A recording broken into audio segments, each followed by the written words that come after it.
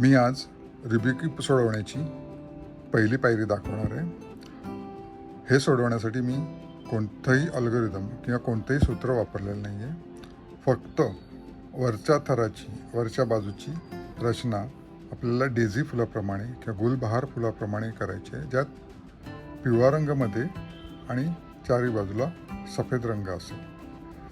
कोडं सोडवायला सुरुवात करताना सर्वात पहिली महत्त्वाची गोष्ट आपण ठरवायची की वरची बाजू आणि खालची बाजू आपल्याला एकदा व्यवस्थित ठरवून घ्यायची, आणि ते ठरवल्यानंतर ती वरची बाजू आणि खालची बाजू शेवटपर्यंत आपल्याला तशीच ठेवायची आहे. फक्त शेवटच्या पायरीवर ती बदलेल. आता मी इथे वरती पिवळा रंग आणि खाली सफेद रंग असा धरलेला आहे. आता वरती पिवळा रंग धरल्यामुळे मला डेझी फुलाप्रमाणे रचना करणं सोपं जाईल. आता यात दुहेरी रंगाचे, ज्यात सफेद रंग आहेत असे ठोकळे आपल्याला असे फिरवायचे आहेत की त्यांचा सफेद रंग आपल्याला वरती आला पाहिजे. आता यात दुहेरी रंगाचे ठोकळे म्हणजे आता हा सफेद आणि लाल, नंतर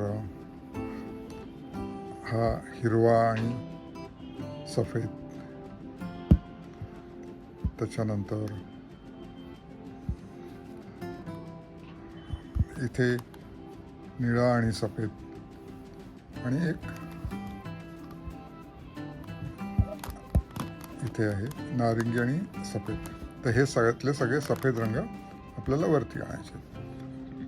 आता पहिल्या प्रथम आपण आता हा रंग आहे सफेद, तो इथून फिरून या प्रमाणे वरती आलेला आहे, इथे वरती आणायचं. आता बाकीचे आपल्याला 3 आणायचे आहेत. आता इथे लक्षात ठेवायचं की ज्या बाजूचा सफेद रंग वरती येईल ती बाजू पुन्हा आपल्याला कोणत्याही प्रकारे वरती खालती फिरवायची नाही आहे, आणि तो रंग तिथून हलवायचा नाही आहे. या बाकी 3 बाजू आपण अद्याप कशाही हलवू शकतो. या 3 बाजू आणि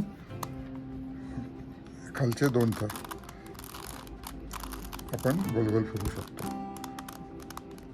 आता याच्या पुढचा पिवळा सफेद रंग जो आहे तो आपण आणूया. आता हा आहे इथे आहे, तर तो खूप सोपा असल्यामुळे सहज वरती आलेला आहे. त्याच्यानंतर अजून सफेद रंग खालच्या बाजूला आहे. हा सफेद आणि नारंगी आहे. हा सफेद खाली असल्यामुळे हा इथे वरती आपोआप सरळ सरळ फिरून येईल तो. आता एक बाजू शिल्लक राहिलेली आहे, त्यातला सफेद रंग हा इथे आहे, याच बाजूला आहे, त्यामुळे तो फिरवायला काही प्रॉब्लेम नाही. याप्रमाणे ही डेझी फुलाची रचना तयार होते. ह्या पहिल्या पायरीसाठी तुम्हाला थोडीशी सवय करून घ्यावी लागेल. एकदा हे झालं की मग पुढच्या पायरीकडे सरकायला आपल्याला हरकत नाही.